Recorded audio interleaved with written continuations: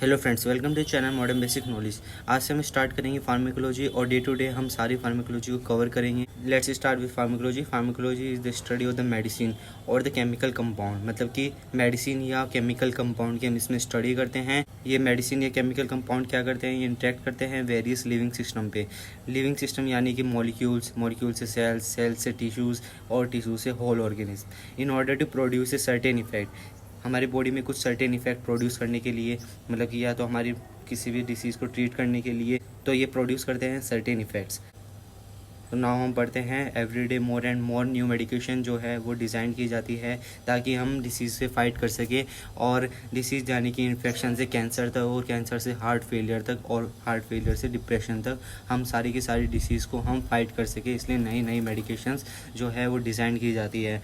और देखो, ये कहना तो बहुत आसान है कि वो डिज़ाइन करते हैं, लेकिन इसको बनाने के लिए, इसको डेवलप करने के लिए बहुत ज़्यादा टाइम की भी ज़रूरत पड़ती है और बहुत मनी की भी ज़रूरत पड़ती है, ठीक है।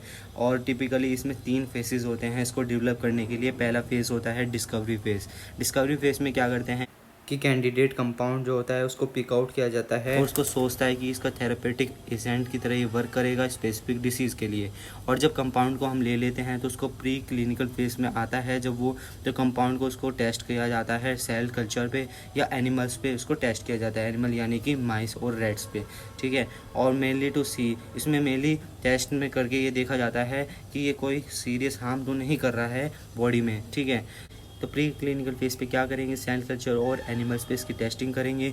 और क्लिनिकल फेज़, नाउ थर्ड जो फेज़ होगा, इसमें कंपाउंड को पहले ट्रीट किया जाता है हेल्दी ह्यूमन वॉलंटियर्स पे, ठीक है, जो हेल्दी होते हैं, कि इसको चेक करने के लिए कि सेफ़ है, ठीक है। और जब ये सेफ़ होती है तो फाइनली इसको पेशेंट्स पे, ठीक है, जो सफ़र कर रहा है वो पर्टिकुलर डिसीज़ से, उसको फिर दी जाती है और देखा जाता है कि वास्तव में इफेक्टिव है डिसीज़ से या नहीं है, ठीक है। अगर ये सब चीज़ अच्छे से हो गई है तो कॉन्ग्रेचुलेशन, आपकी न्यू मेडिकेशन तैयार हो जाती है। तो मेडिकेशन जो हो गए उनके एटलीस्ट 3 नेम होते हैं, ठीक है, 3 फेज़ होते हैं और 3 ही नेम होते हैं। पहले नेम हम बात करते हैं केमिकल नेम। केमिकल नेम में क्या करते हैं, डिस्क्राइब करते हैं केमिकल स्ट्रक्चर को, ठीक है। केमिकल नेम से ये डिस्क्राइब हो जाती है उसकी जो केमिकल स्ट्रक्चर होती है।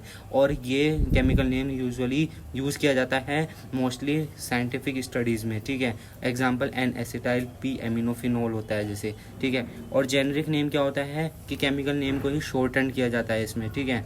और मोस्टली यूज़ होता है ये हेल्थ प्रोफेशनल्स से, ठीक है, डॉक्टर्स वगैरह से, ठीक है। एग्जाम्पल इसमें आएगा पैरासीटामोल और एसिटोएमिनोफेन आ जाएगा, ठीक है। और थर्ड जो होता है ब्रांड नेम। ब्रांड नेम क्या होता है, ये फार्मास्यूटिकल कंपनीज जो होती है उनके द्वारा ये दिया जाता है और जो मेडिकेशंस को बनाते हैं, ठीक है, उनके द्वारा ये दिया जाएगा। एग्जाम्पल पैनाडोल हो गया और टाइलिनॉल हो गया, ठीक है। नाउ एवरी मेडिकेशन जो होगी वो कंटेन करती है precise amount of active ingredient, ठीक है, जिसको डोज भी बोलते हैं। और ये डोज जो होता है वो मिनिमम ये 5 mg तक होता है, less than A grain of sand, ठीक है। और ये बहुत ज़्यादा स्मॉल होता है तो इसको हैंडल करने के लिए इसको कंबाइन किया जाता है इनएक्टिव सब्सटेंसेस से। इनएक्टिव सब्सटेंसेस यानी कि फिलर्स होंगे, बाइंडर्स होंगे और लुब्रिकेंट्स होंगे, ठीक है।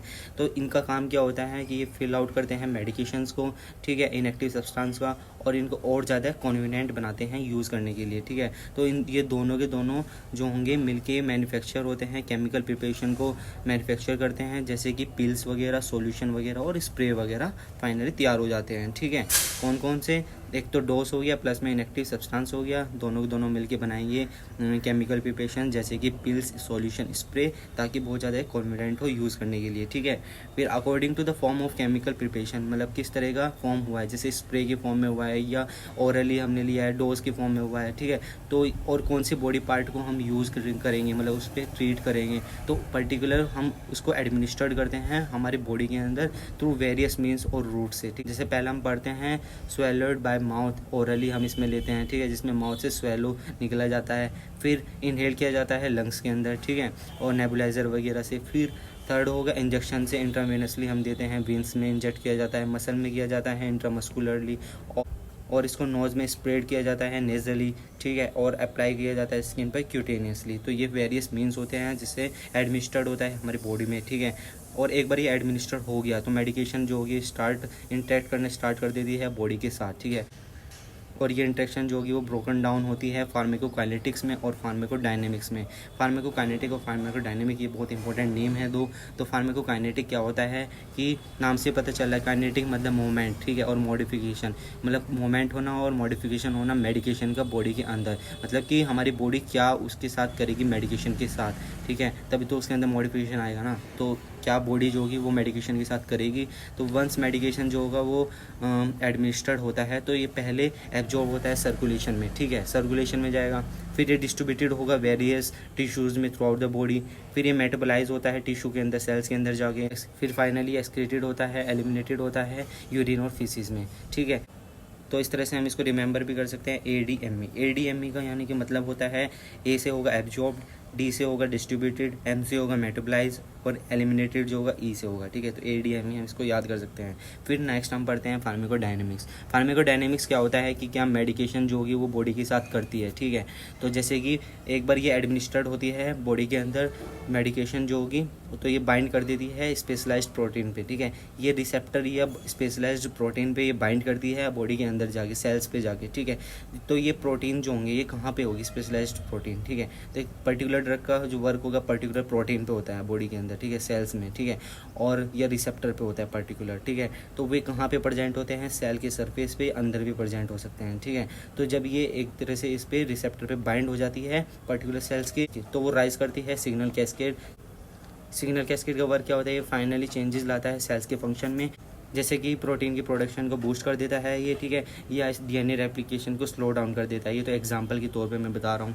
तो वो तो डिपेंड करता है कि क्या हमारी बॉडी को नीडेड है, किस चीज़ की ट्रीटमेंट करना है, कैसे होगी वो ट्रीटमेंट, तो वो उस पर डिपेंड करता है। तो आइडियल मेडिसिन की हम डेफिनेशन पढ़ते हैं। तो आइडियल मेडिसिन क्या होती है, ये आइडियल मेडिसिन वो होती है कि अगर सिंगल, ठीक है, सिंगल मेडिसिन ही वो बेनिफिशियल और उसका थेरेपेटिक इफेक्ट भी बहुत अच्छा हो, ठीक है, सर्टेन डिसीज स्टेट के लिए, तो उसको ही आइडियल मेडिसिन बोला जाएगा, ठीक है। और साइड इफ़ेक्ट्स की हम डेफिनेशन पढ़ते हैं। तो मोस्ट मेडिसिन जो कि प्रोड्यूस करती है सेवरल अनवांटेड इफेक्ट्स, ठीक है, जो हमें नहीं चाहिए वैसे इफेक्ट हमें मिल जाते हैं, उनको साइड इफ़ेक्ट्स बोलते हैं। और ये कंडीशन होती है जैसे कि नोज़िया हो गया, फटीग हो गया, ये सारे साइड इफ़ेक्ट्स होते हैं पर्टिकुलर मेडिकेशंस के। तो देखो मोस्टली जो होगी ना मेडिकेशन वो साइड इफ़ेक्ट प्रोड्यूस करती है, भले ही वो हमारी बॉडी के लिए यूज़फुल हो, ठीक है। तो जो वे होगा मेडिकेशन का जिससे वो इंटरेक्ट करती है बॉडी के लिए, जैसे कि फार्माकोकाइनेटिक हो गया, फार्माकोडायनेमिक हो गया, वो भी वेरी करता है, ठीक है। मतलब कि देखो पर्टिकुलर इंसान के लिए, ठीक है, पर्टिकुलर एज के लिए, पर्टिकुलर सेक्स के लिए वो वेरी करेगा मेडिकेशन भी, ठीक है। तो एक ही मेडिकेशन जो कि वो हर किसी को सूट नहीं करेगी, जैसे कि डिपेंड करता है फैक्टर लाइक जेनेटिक प्रोफाइल, यानी कि हर एक पर्सन की जो जेनेटिक प्रोफाइल होती है डिफरेंट होती है, तो हर एक को वो अलग अलग सूट करेगी, ठीक है। तो एथेनिसिटी पे भी डिपेंड करेगी, बिलीफ सिस्टम पे भी, और एज पे भी डिपेंड करेगी। ओल्ड के लिए वो डिफरेंट होगी तो वो चाइल्ड के लिए भी वो डिफरेंट होगी। सेक्स पे भी डिपेंड करेगी, मेल और फीमेल पे, और हेल्थ ऑफ लीवर और किडनी पे भी डिपेंड करेगी। अगर लीवर की हेल्थ अच्छी है तो मेटाबोलाइज भी ईजिली हो जाएगी। तो मेडिकेशन जो होगी वो इंटरेक्ट करती है एक दूसरे से भी, जब बॉडी के अंदर जाएगी ना तो एक दूसरे से भी इंटरेक्ट करेगी। एग्जांपल देखो फार्माकोकाइनेटिक्स में हम पढ़ते हैं कि 2 मेडिकेशन जो होगी मेटाबोलाइज होती है सेम एंजाइम ऑफ लीवर, ठीक है। अगर वो सेम एंजाइम जो हैं वो 2 मेडिकेशन को मेटाबोलाइज करेंगे तो वो कम्पीट करते हैं सेम एंजाइम साइट्स के लिए, ठीक है। तो एक मेडिकेशन जो होगी, ये मेडिकेशन है, ये भी इस पर आने की बाइंड करेगी और ये फर्स्ट मेडिकेशन भी इस पर बाइंड करने की कोशिश करेगी, तो वो कम्पीट करती है, ठीक है। नाउ ये तो होगी फार्माकोकाइनेटिक्स की बात करते हैं। और फार्माकोडायनेमिक्स में कैसे करेगी कि 2 मेडिकेशन जो होगी वो इंक्रीज़ कर देगी ब्लड प्रेशर को। अगर हम 2 मेडिकेशन ले रहे हैं तो पहला जो होगी वो BP को इंक्रीज़ करना था हमें लिमिट अमाउंट में, लेकिन अगर 2 लेंगे तो वो सिनर्जिस्टिक इफेक्ट की वजह से वो और ज़्यादा इंक्रीज़ कर देती है, ठीक है। और इसी तरह से जो 2 मेडिकेशन लेते हैं उसमें एंटागोनिस्ट इफेक्ट भी हो सकता है, एक इंक्रीज़ करेगी तो इसको अपोज कर देगी तो नथिंग इफेक्ट आएगा, ठीक है। नाउ हम मूव कर रहे हैं new era of personalised pharmacology, ठीक है, जिसमें ट्रीट किया जाता है हर एक इंडिविजुअल को पर्टिकुलरली, ठीक है। जैसे कि मैन के लिए एक कैप्सूल हो गया, ओल्ड वुमेन के लिए जो हो गया वो एक कैप्सूल प्लस गोली हो गई, ठीक है, टैबलेट हो गई, लेडी के लिए टैबलेट हो गई, गर्ल के लिए टैबलेट प्लस ही हो गई, ये एग्जांपल के तौर पे है। तो इसमें क्यों पर्सनलाइज्ड ट्रीटमेंट होता है, कैसे होता है, वो फार्माकोजेनेटिक्स के हिसाब से भी कर सकते हैं, ठीक है। न्यू फील्ड्स आ रही है फार्माकोजेनेटिक्स में, फार्माकोलॉजी प्लस में जीनोम्स देखा जाता है, ठीक है। पर्सन की जेनेटिक प्रोफाइल देखी जाती है ताकि राइट मेडिकेशन उसको दे सके, राइट डोज पे दे सके और राइट पर्सन को वो मिले, ठीक है। तो फार्माकोजेनेटिक्स के अकॉर्डिंग हम उस पर्सन को देंगे, पेशेंट को देंगे, ठीक है। नाउ फार्मेको एपिडेमोलॉजी भी होता है। इसमें क्या होता है कि डिफरेंट पॉपुलेशन जो होती है, एक मेडिकेशन ही वो डिफरेंट पॉपुलेशन में डिफरेंट वर्क करती है, ठीक है, उसकी स्टडी करना उसको बोलते हैं फार्मेको एपिडेमोलॉजी होती है वो, ठीक है।